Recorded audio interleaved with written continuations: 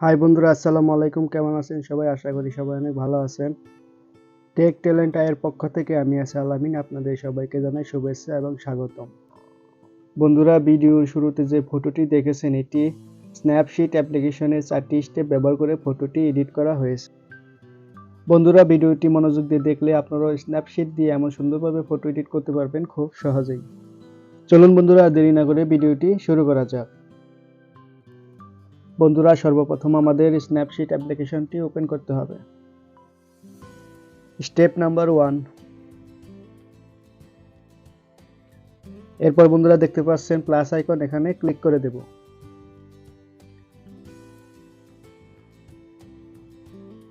এরপর আমরা যে ফটোটি এডিট করব সেই ফটোর উপর ক্লিক করে দেব।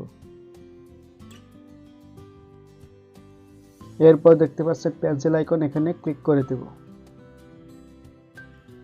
এরপর টিউন ইমেজে ক্লিক করে দেব। এরপর নিচে এখানে ক্লিক করে দেব। ব্রাইটনেস রেখে দেব +11।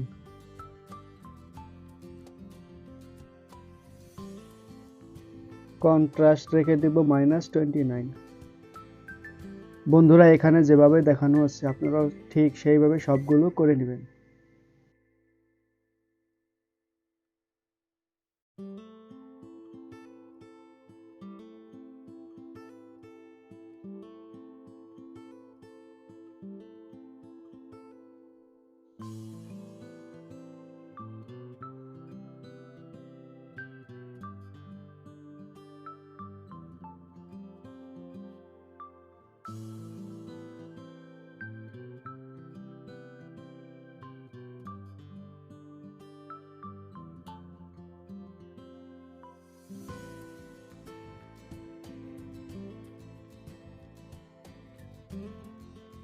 সবগুলোর কাজ শেষ হলে আমরা টিক মার্কে ক্লিক করে দেব।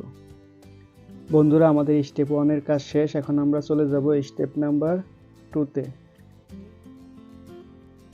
আবার বন্ধুরা পেন্সিল আইকনে ক্লিক করে দেব।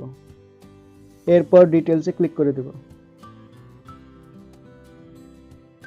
স্ট্রাকচার রেখে দেব -18। এরপর টিক মার্কে ক্লিক করে দেব।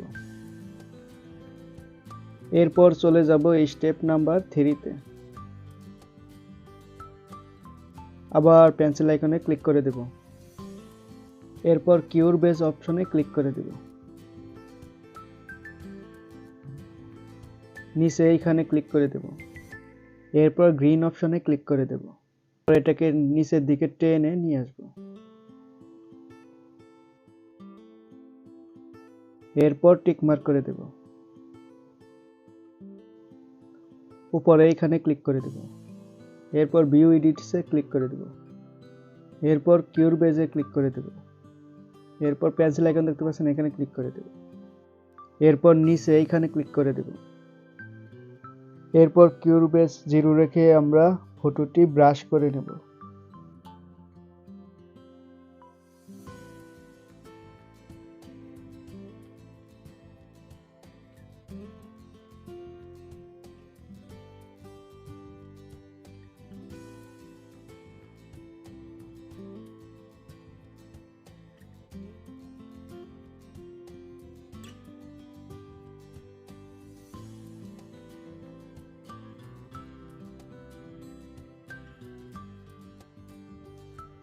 এরপর কিউবেস 75 রেখে আমরা ঠোঁটে লিপস্টিক লাগিয়ে নিব।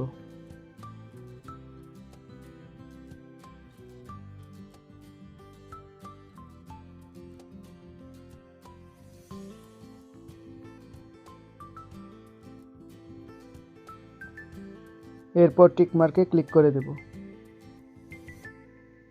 এরপর উপরে কর্নারে দেখতে পাচ্ছেন ব্যাক, এখানে ক্লিক করে দেব। বন্ধুরা, আমাদের এডিটের কাজ প্রায় শেষ। আমাদের আর মাত্র একটি স্টেপ বাকি আছে, স্টেপ নাম্বার 4। বন্ধুরা, এখানে আমরা একটি বাটারফ্লাই বা প্রজাপতি ইফেক্ট ব্যবহার করব। আমরা পেন্সিল আইকনে ক্লিক করে দেব। এরপর নিচের দিকে চলে যাব, ডাবল এক্সপোজার এখানে ক্লিক করে দেব। এরপর গ্যালারি আইকনে ক্লিক করে দেব। এরপর বাটারফ্লাই বা প্রজাপতি ইফেক্ট আছে, এটার উপর ক্লিক করে দেব।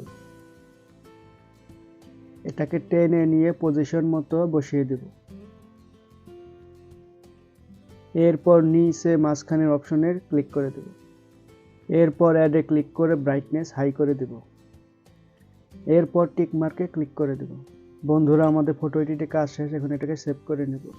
সেভ করার জন্য ডাউনলোড আইকনে ক্লিক করে দেব। এরপর এক্সপোর্টে ক্লিক করে দেব। বন্ধুরা, দেখতে পাচ্ছেন আমাদের ফটোটি সেভ হয়ে গেছে।